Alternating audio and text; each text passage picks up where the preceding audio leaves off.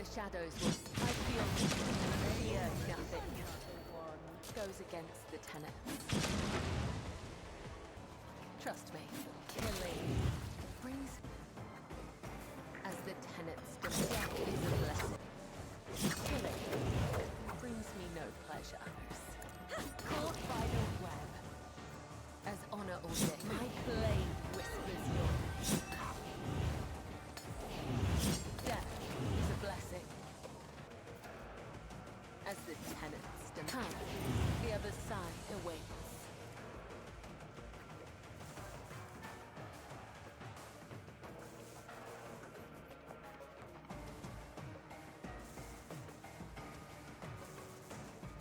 The shadows will.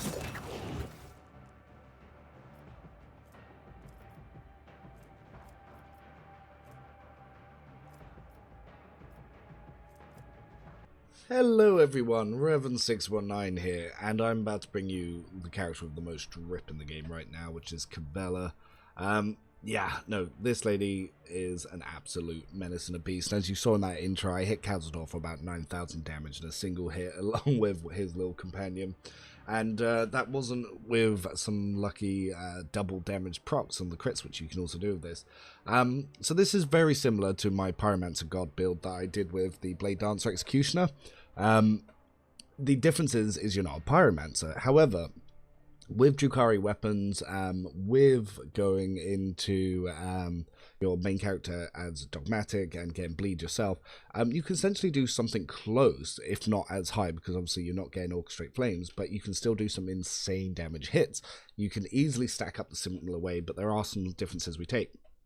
Now, Kibellah can really build up momentum, and we can use that for a lot of things, so we do heavily go into that. So I'll quickly explain some of the endgame gear that you're going to want to aim for.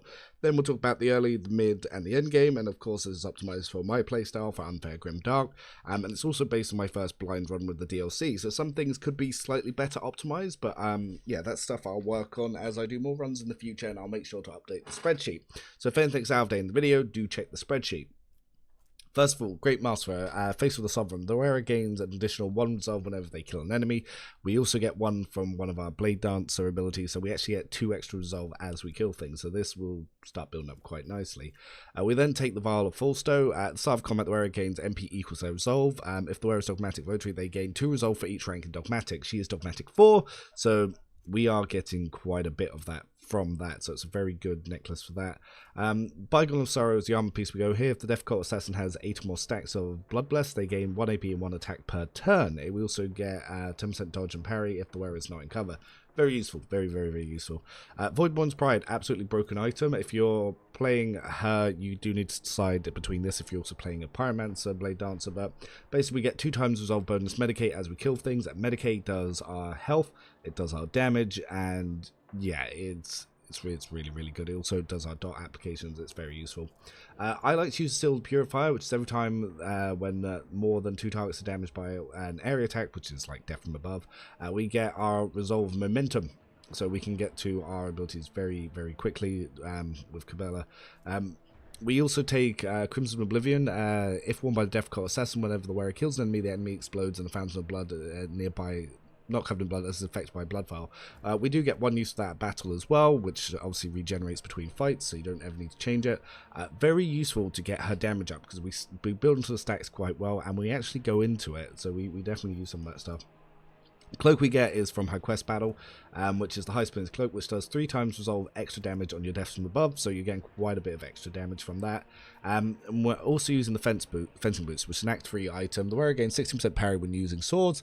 Whenever the wearer parries with a sword, they immediately counterattack, causing an enemy to become staggered. If the attacker is staggered, the wearer's parry is increased by 40%. Very useful. So as enemies try to attack us, because our parry is so high, yeah, we will likely just kill them. It's just flat out. If not, we'll just put on Toxin. So we have some options. So the Virulent Slicer is the highest damage one-handed Drukhari toxic sword that I could find, so I do use this. But another good one is the Black Haze Venom Blade, which what it can do is, sorry, I generated some items to make sure I had all of them here. But basically, if you hit someone that's already got toxin inflicted on them, what you'll do is you'll apply stacks of toxin to all enemies nearby. The problem is, by the time you get to endgame, you're doing so much damage that it becomes not worthwhile, so we might as well just double our damage. But yeah, for early game, when you get that in Act 2, I would highly recommend doing that. You can go into, again, Drukhari weapons in either her exemplar levels, or you can do it in her executioner levels. Now, the first run I did in my exemplar because I was still testing things, but if I were to revise the build a little bit, I would highly suggest going into earlier, around level 28, rather than doing it later than I was doing in this build. But both still work out. It depends on how hard you want to min max. Just move some of the abilities between executioner and exemplar if you want to do that yourself. Her secondaries are her quest swords, which the damage is quite high, and yeah, it does extra damage to enemies above and below 50%, depending which one you use. But again, they're not as useful. If you're using those, you're losing a lot on the build. Secondary weapon I use is the Gym Blade of Ymrius. If the wearer deals damage to the target with this sword, the wielder gets 3 bonus to weapon skill, ballistic skill, toughness, and strength, whilst the character suffers -3 penalties. So very useful to actually stack up our stats here, because we increase our toughness and our strength, our ballistic score and our weapon score. Toughness we do use for regen, so it is useful to get some points going into that. But this is sort of going to be the introduction, so let's actually get under the hood and start talking about early, mid, and end game for this build. As I said, we start with Blade Dancer, we go into Executioner, and then we get to Exemplar. So I'm going to go through this a little bit quicker because it's very similar to what I did in my Pyro God video, so if you want more detailed explanation, do watch that, because I don't want to waste your time repeating stuff that I've already done in a video. So we start off with our melee burst attack, which is Blade Dance, very useful ability. We then go into Medicate, which is vital to the build. We then get Death from Above, which is a way that we can do area damage and move 3 cells. It's been fixed, it was bugged at launch, so it didn't work when you approach enemies, but now does work. Does agility plus weapon score damage as a base. We then go Death Waltz for our main ability, which is very useful until we get the first upgrade of Carnival of Misery in the 2nd tier. We then start off with In the Footsteps of Death, so this is one we can't change or choose, but every time an enemy is killed by the Blade Dancer's allies, the number of MP on the Blade Dancer's next turn is increased by 2. So it's pretty useful, but it could have been something better. The first thing we then take for common talents is Nimble. We get 10% to dodge, very useful for early game. We go into Agility, we pick up Blood Oath. Blood Oath, as we know, we can target an enemy, and if we have Blood Rush, we get 3 MP. What happens is the target cannot parry or dodge our next attacks against them, and when they die, we regen health, which is based on 5 plus 2 times toughness bonus, and we get 1 AP along with an additional attack a turn. Very useful early game, and when with certain different ways that you can build up toughness, you can actually regen quite a lot just from that. We then go into more Medicaid, more Agility. The first ability we take is Dance Partners, a very key early ability, which is as long as the Blade Dancer has 2 swords equipped, the Blade Dancer's weapon skills increased by agility bonus. We then go into Athletics. It might not seem good at the start, but because we get so much strength as we go on, we outperform most other people. We then take Bloody Mess, which is a Voidborn specialist thing, which is there's 10% chance to double our damage on crit, which is quite useful. We take Death Waltz upgrade 2 to get the additional charges and additional agility damage, same as before. We then go into Facing the End. So this is a naughty little thing that you can do with this build, which is you get 3 weapon skill and agility for every injury they are currently suffering, with plus 10 weapon skill and plus 10 agility for every trauma. So this is very good on Unfair when you're generating all those injuries and traumas, but especially by using Blood Rush.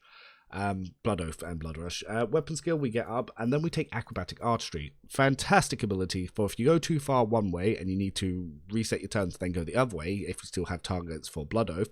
If not, it can just get you back into cover once you're done your turns. You're not just left in the open to get mowed down by the enemy.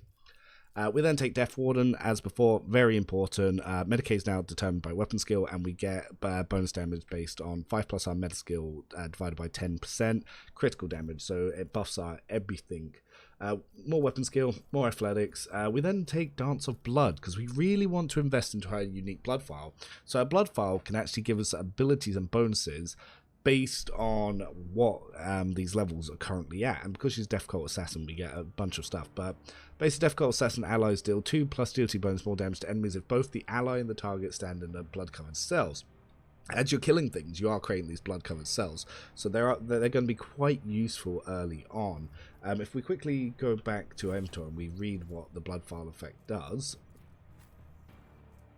So this is from Raining Blood. It creates a pool of blood that has the same properties as when created by the Raining Blood ability, which is what she has, which is Death Cult Assassin's Net single target melee attack, splashes blood and 5-cell cone behind the target. The Death Cult Assassin and the allies in the affected area gain Blood Blessed effect. Every enemy in this area, including the initial target, suffers Bloodstained effect. If the effect lasts 2 rounds, additionally all the cells in the affected area are now covered for blood for 2 rounds. Whenever a creature interacts with such a cell, moves there or stands there the moment when the effect is applied, it receives an additional 1 stack of Blood Blessed or Bloodstained. Now, the reason this is useful is it can, for certain abilities that we can take in Exemplar, we can get free movement of bloodstained areas, so that's actually very useful for keeping MP going with this.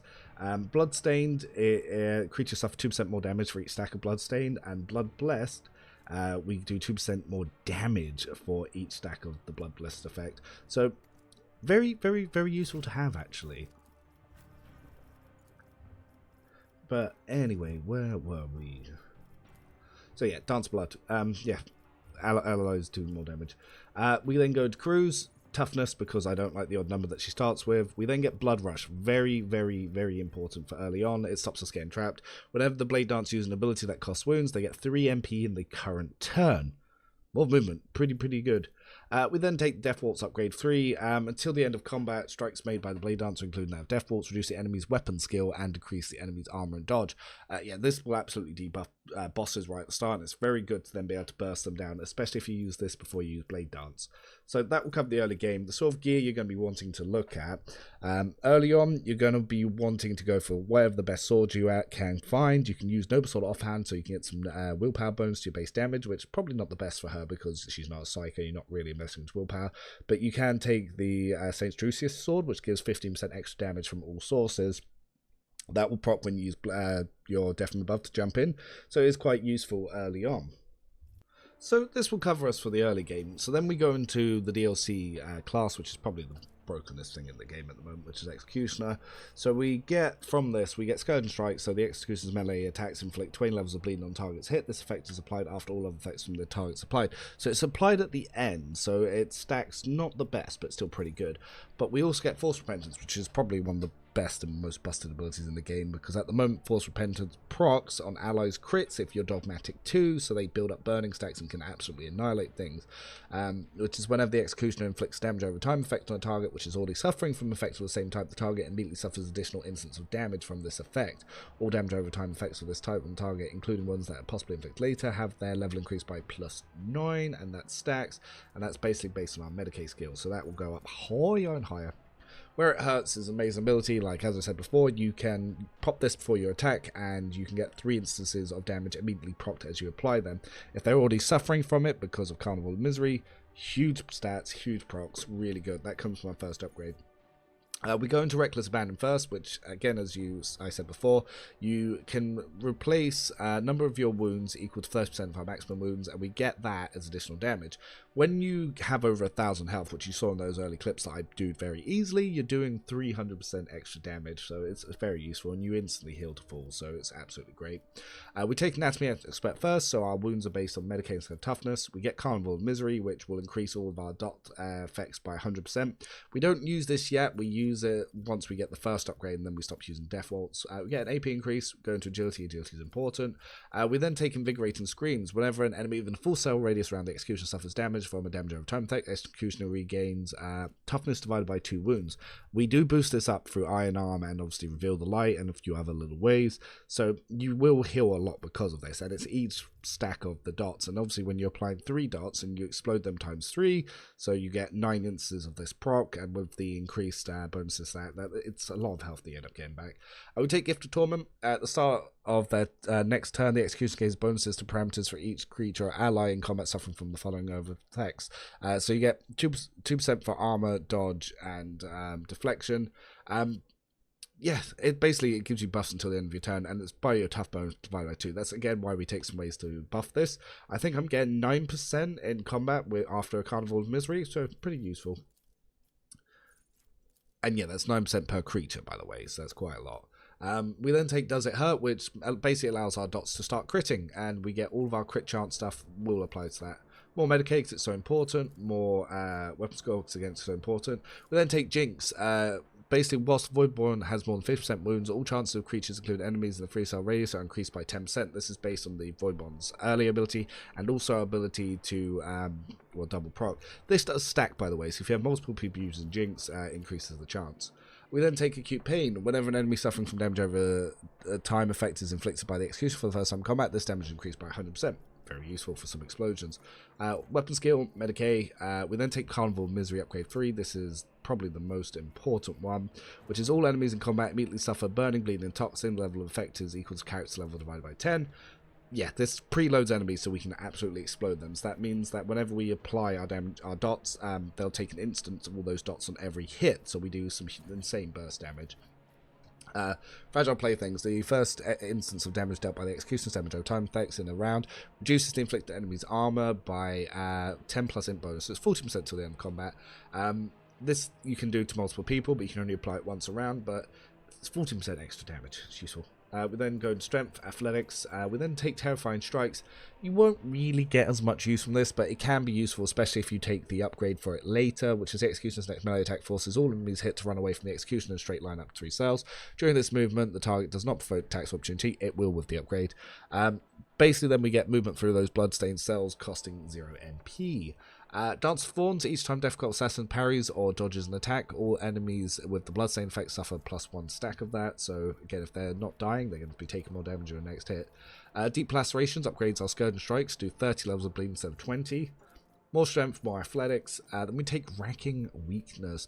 Damage dealt by the Executioner's damage over a time effects increased by 7% for every minus 10% to armor. Again, this is Medicaid divided by 20. This will go up really high, and we will do a hell of a lot of damage to enemies that have been reduced by anyway. More Strength. Then we go to Crimson Tide, which is a creature with the Bloodblessed or Bloodstained effect. Again, +1 stack of this whenever Raining Blood is inflicted again, or at the start of a turn on a blood-covered cell. Don't get as much mileage from that, but if you throw down one of your jars, you bleed everything, and then you hit an enemy and they explode, it then does this, and then so it builds up those stacks a little bit quicker. It's actually very useful for yourself because you'll build up your stacks quicker to get your procs. And then we take the healing ability, because we will be inflicting bleeding on ourselves later. This is quite useful, and it means that if allies ignite us and orchestrate flame, we will heal from those stacks. But yeah, we heal from dots. You can also take the second upgrade, which everything with dots is then immediately detonated, but I prefer to preload than hit them, especially if I'm using flame.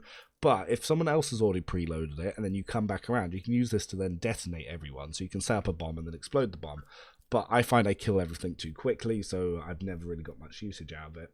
But that will cover the mid-game. Again, you'll just take whatever sword upgrade you get. Her quest items are really useful. Act 2, you get some amazing stuff for this. Act 3, you get some amazing upgrades to gear, and you start going into parry mastery stuff. You can, like I said, you can choose to go into Drukhari weapons in here. I will do another version later, especially if I get into... there might be a live stream coming up where I'll play through the game as well and just slightly alter some of my builds for some variations. But for now, this is what I did in my first blind run. So, going into the end game. So, we get into our exemplar levels. The first one I like to take is Eager for Battle, which is during the first time of combat, the character has 2 additional action points. At the start, this is very useful because you burn through a lot of actions, set everything up.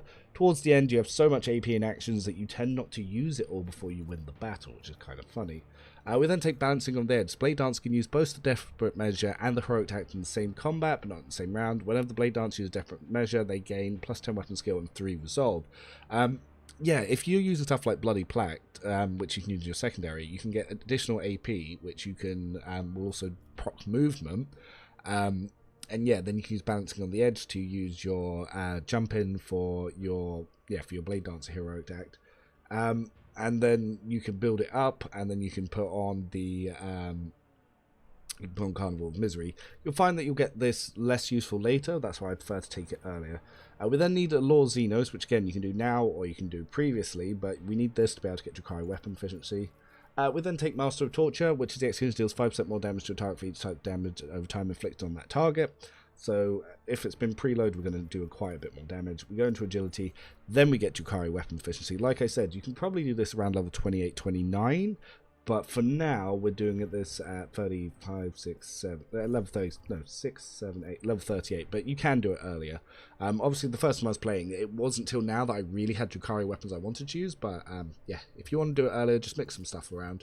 We then take Captive Audience. The Blade Dancer's next attack inflicts additional bleeding on all targets hit, so this will help set up some stuff for explosion, especially on where it hurts. All targets hit. These targets must pass toughness resistance check. Like, yeah, if you use this with where it hurts, more damage. Must pass toughness resistance test with a -26 penalty or become immobilized for 1 round. All enemies mobilized by Captive Audience count as full cover for the Blade Dancer and allies. I've never actually got to use the full cover thing, so everything's dead, but it is a good gimmick. We then get more Medicaid. We then take Peak Condition. My god, is that useful for this build. Basically, we get bonus to our strength equal to 20% of our maximum wounds. It is huge, especially when you have 1,000 strength. You're buffing your strength by 200. Sorry, 1,000 wounds, you're buffing it by 200. Yes, really good. We then take All-Encompassing Agony, which is if the executioner suffering from any of the executioner's damage, if any enemy suffering from the executioner's damage over time effects is suffering from all 3 of them, they take 30% additional damage from those procs, which yes, we will set up, especially with our heroic ability. This is when we take Rise in Tempo. If you want to take it earlier, this is where we take Face in the End, but basically we can get 15% extra damage. 3 hits, 15% extra damage on all of our stuff. Very good. Very good.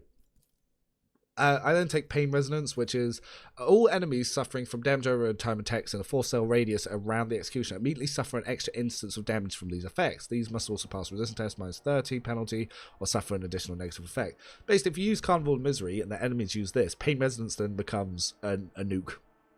So you set up all your dots, you then use this, everything explodes and dies. It's also useful if you can't quite reach the enemy, you can explode a bunch of people and then you get more charges from death from above. We then take Weapon Skill. I take Unbearable Presence at this point, so targets of Terrifying Strike now must make willpower tests with a -30 penalty. If failed, it can provoke attacks of opportunity from the executioner's allies during the forced movement. So yeah, they get hit if they survive. Open the Vein, so creature with Bloodbless or Bloodstain effect gains 1 stack of this whenever bleeding, burning, and toxic is inflicted on it. We then go into more Medicaid. We can then get Revenge. Revenge is hilarious. This is a little secret to this build as well. Whenever the character loses wounds, the next melee attack gains 1 damage for every 2 wounds. When we use Reckless Abandon, we do it normally when we have over 1,000 health, so that's 300% extra damage that we then gain, but we also get 150 base damage to our next hit. That's like having a Malpain Shroud on. You do a lot of damage in your next hit. Now, it does stack for every time you take damage as well, so if you then like throw out a bunch of Blood Oaths, you can stack up that damage, so again, for a giant hit for where it hurts. We then take some AP increase. We then get Blade in his hand, so we get agility bonus to damage, so that's very useful. We then take some agility. We then get Escape Artist, so whenever we dodge an attack, we get one charge of death from above. It only counts for the first attack from enemies. We get Athletics. So we've got 2 options here. So you can either take Revel in Suffering, which is each adjacent creature counts as 2 for the purpose of calculating bonuses granted by Gift of Torment, which, it's useful, but what's also useful is Bloody Trail. Whilst moving, all bleeding enemies leave a bloody trail on the ground, which remains for 1 round. Moving through these bloodstained cells count for the execution's 0 MP. So this could potentially work with the bloodstained effects when you explode enemies. Needs a little bit more testing, but if it does, then that's definitely an option. Weapon skill, strength, demolitions. We then take critical velocity, huge for this build. Critical hit chance and critical damage increased by 5% from our dodge. We're going to end up with over 300% dodge. Huge. We then take Bloody Requiem. Whenever the Blade Dance kills an enemy, the Blade Dance resolve increased by 1 till the end of combat. Very useful. Makes our death from above stronger. We then take Wound Streaming Blood, which is Bloodstained creature or Bloodblessed effect gains +1 stack for this each time it suffers from one of the dots. So yeah, it helps build that up. We then take Demolition. Race Against Death, huge ability. The Blade Dance's maximum wounds are increased by the Blade Dance's dodge. You can take this earlier. I found I didn't need to. It's much better end game when you're stacking up to 300% dodge. We take Where It Hurts because it increases our health. Increases our strength.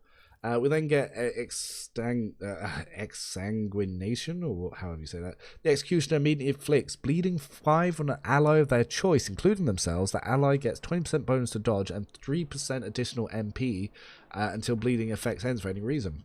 So yeah, it's a way we can give ourselves 3 extra MP and 20% more dodge. It's pretty useful, and the bleeding will actually heal us, so good GG.